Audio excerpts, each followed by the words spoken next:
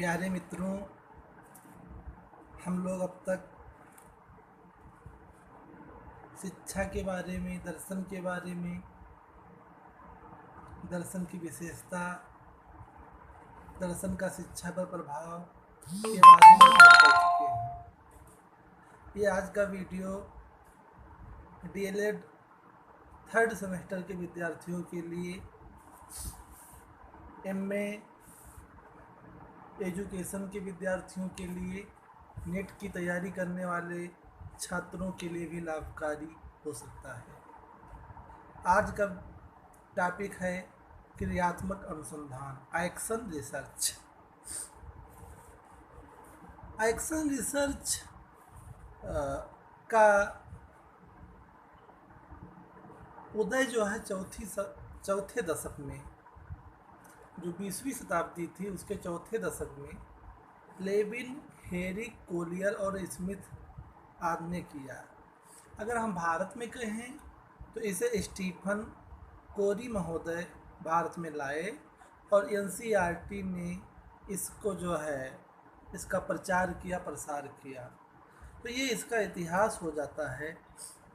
हम ये जानने की कोशिश करते हैं कि क्रियात्मक अनुसंधान है क्या आखिर। तो क्रियात्मक अनुसंधान का उद्देश्य सैद्धांतिक ज्ञान की खोज नहीं बल्कि व्यवहारिक समस्याओं का समाधान है। किसी क्षेत्र में उसके कार्यकर्ताओं द्वारा अपने कार्य में सुधार लाने के लिए किए जाने वाले अनुसंधान को क्रियात्मक अनुसंधान कहा जाता है। स्पष्ट रूप से ये हमें जान लेना चाहिए कि अनुसंधान क्या है, अनुसंधान के कितने प्रकार होते हैं। अनुसंधान दो तरह का होता है। एक होता है फंडामेंटल रिसर्च या बेसिक रिसर्च, दूसरा होता है अप्लाइड रिसर्च।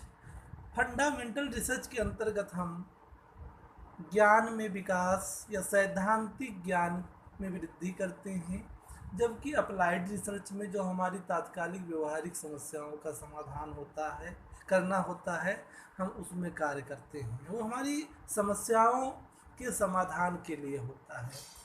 लेकिन एक्शन रिसर्च, हम जिस कार्य क्षेत्र में हैं उसी कार्य क्षेत्र में कार्य करते हुए अपनी तात्कालिक समस्याओं के समाधान के लिए किए जाने वाला कार्य ही क्रियात्मक अनुसंधान है। इसके लिए इसमें 3 बातें प्रमुख हैं। पहली बात, अनुसंधानकर्ता, अनुसंधान के परिणामों का उपयोग करने वाला और उसको क्रियात्मक रूप देने वाला एक ही व्यक्ति होता है। जैसे कोई अन्य अनुसंधान होते हैं तो उसमें अनुसंधानकर्ता कोई दूसरा होता है, उसके परिणामों का उपयोग करने वाला कोई दूसरा होता है, उसका उपयोग करने वाला कोई दूसरा व्यक्ति होता है।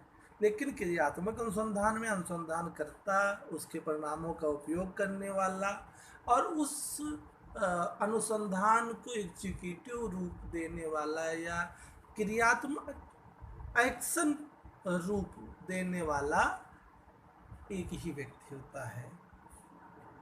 जो शोध होते हैं, जो अनुसंधान होते हैं, रिसर्च होते हैं, उनका दायरा बड़ा होता है, विस्तृत होता है। लेकिन ये जो अनुसंधान क्रियात्मक अनुसंधान होता है, इसकी उपयोगिता सीमित होती है। तीसरी बात यह है किसी क्षेत्र विशेष के कार्यकर्ताओं के द्वारा ही संपन्न किया जाता है। तो ये है 3 बातें हम क्रियात्मक अनुसंधान के अंतर्गत देख सकते हैं। आइए कुछ परिभाषाएं देख लेते हैं। क्रियात्मक अनुसंधान की परिभाषाएं, डेफिनेशंस ऑफ एक्शन रिसर्च। तो स्टीफन कोरे के अनुसार क्रियात्मक अनुसंधान वह प्रक्रिया है जिसके द्वारा व्यवहारिक कार्यकर्ता वैज्ञानिक ढंग से अपनी समस्याओं का अध्ययन, अपने निर्णय और क्रियाओं में निर्देशन, सुधार और मूल्यांकन करते हैं।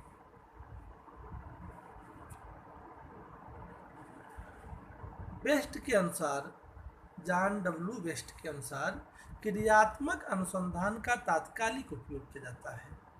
इसके द्वारा सिद्धांत का विकास नहीं किया जाता है, ना ही इसका सामान्य उपयोग किया जाता है। इसमें यहाँ और अभी की समस्या जो स्थानीय प्रकार की है उस पर बल दिया जाता है। इसके परिणामों का मूल्यांकन स्थानीय अनुप्रयोग के रूप में किया जाता है, न कि सार्वभौमिक वैधता के रूप में। तो ये दो डिफिनीशन हम लोगों ने देखा। इससे ये निष्कर्ष निकल के आ रहा है कि हम अपनी तात्कालिक समस्याओं के समाधान के लिए अनुसंधान करते हैं, अपने कार्य क्षेत्र में कार्य करते हुए करते हैं, तो उस समस्या का स्वरूप बहुत बड़ा ना होकर, विस्तृत ना होकर स्थानीय होता है। जैसे किसी विद्यालय में कार्य करने वाले शिक्षक, विद्यार्थी अथवा अन्य कर्मचारी अथवा किसी फैक्ट्री मिल में काम करने वाले वर्कर्स की समस्या। आइए क्रियात्मक अनुसंधान की विशेषताओं के बारे में अध्ययन कर लेते हैं। कुछ विशेषताएं हैं, उनके बारे में चर्चा कर लेते हैं। पहली विशेषता है ये क्रियान्मुखी अनुसंधान है। क्रियान्मुखी अनुसंधान का मतलब होता है कि जिस क्षेत्र में कोई व्यक्ति कार्य कर रहा है और उसे समस्या आ रही है, तो उसी समस्या का समाधान वो वैज्ञानिक ढंग से खुद स्वयं करने का प्रयास करता है। दूसरी विशेषता तात्कालिक समस्याओं में सुधार।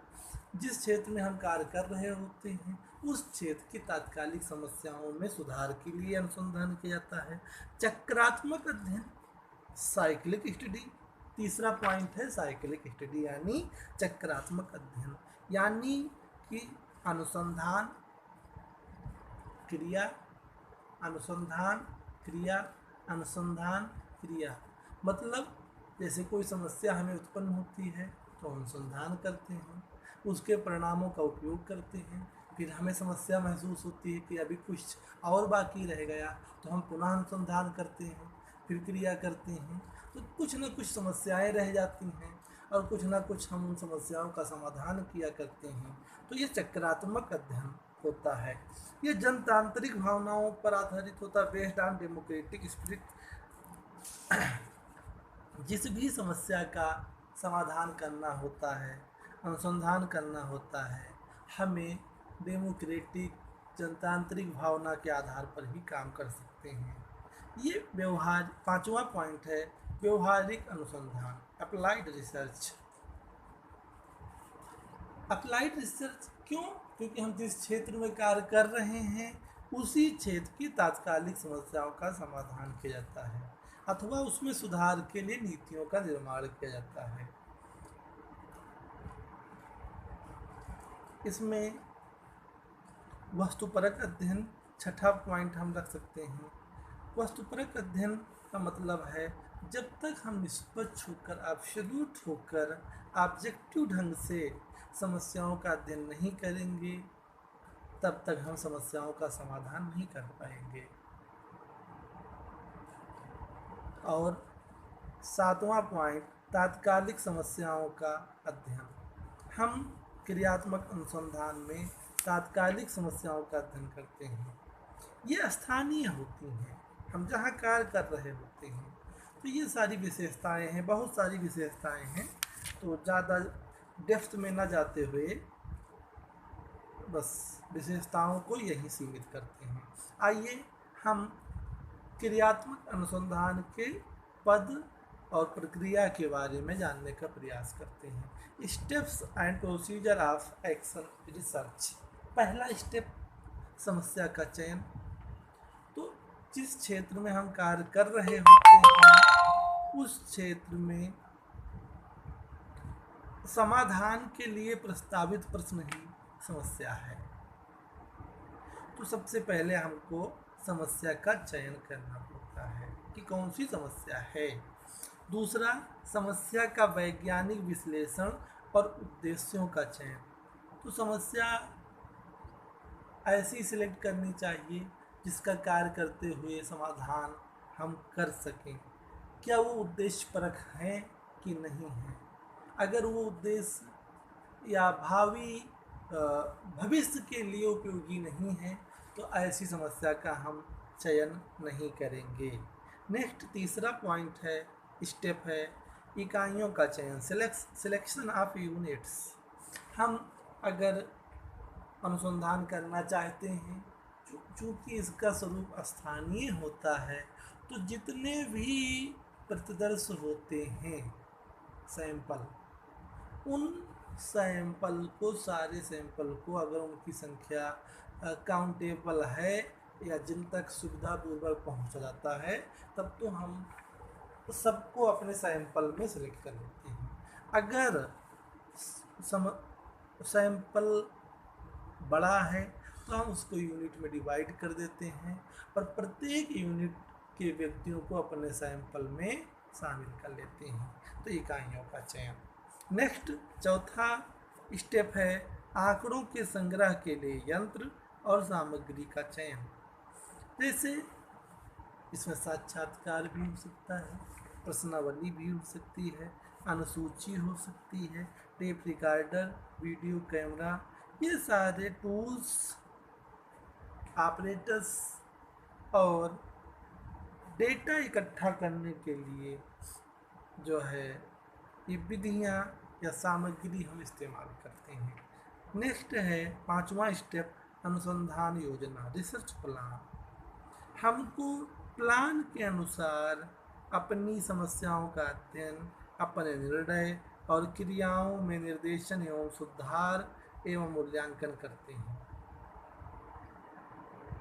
नेक्स्ट है आंकड़ों का संकलन, कलेक्शन ऑफ डाटा। तो हमको डाटा इकट्ठा करते वक्त पक्षपात युक्त भावनाओं से, व्यक्तिगत भावनाओं से युक्त होकर आवृत्तियों, संवेगों का प्रभाव आंकड़ों पर नहीं पड़ने देना चाहिए। निष्पक्ष होकर समस्याओं का समाधान करना चाहिए। और सातवां स्टेप है अंतर्वस्तु विश्लेषण के आधार पर परिणाम करना, यानी उन डेटा का एनालिसिस करने के बाद रिजल्ट हम प्राप्त करते हैं। और आठवां और अंतिम स्टेप है परिणामों के आधार पर समस्या का समाधान। एनालिसिस करने के बाद जो भी रिजल्ट हमें प्राप्त होता है उसको समस्या का समाधान करने में सक्षम होना चाहिए। तो ये क्रियात्मक अनुसंधान के स्टेप हैं। इसके कुछ लाभ, कुछ दो चार लाभ को और दो चार सीमाओं को हम देख सकते हैं कुछ बिंदुओं के सापेक्ष। तो पहला लाभ है कि ये वास्तविकता के साथ निकट का संपर्क होता है। दूसरा, व्यवहारिक समस्याओं का समाधान करती है। सामाजिक समस्याओं का तीसरा, सामाजिक समस्याओं का समाधान करती है। चौथा, तात्कालिक समस्याओं का अध्ययन करती है। और पांचवा महत्वपूर्ण बिंदु, घटना स्थल पर ही इसका अध्ययन होता है। इसके कुछ दोष हैं। वैज्ञानिक कठोरता, इसका दायरा बहुत सीमित होती है, वैज्ञानिक कठोरता का अभाव होता है। इसका सीमित उपयोग कर सकते हैं। इसका हम बड़े जनसमूह पर सामान्यीकरण नहीं कर सकते हैं। अनुसंधानकर्ता का उच्च स्तर का तकनीकी प्रशिक्षित ना होना भी एक इसका दोष हो सकता है। और जो परिणाम एवं विश्वसनीयता, वैधता होती है, इसमें भी कमी पाई जाती है। तो इन बिंदुओं के सापेक्ष हम इनके दोष को देख सकते हैं। आज यहीं तक, धन्यवाद।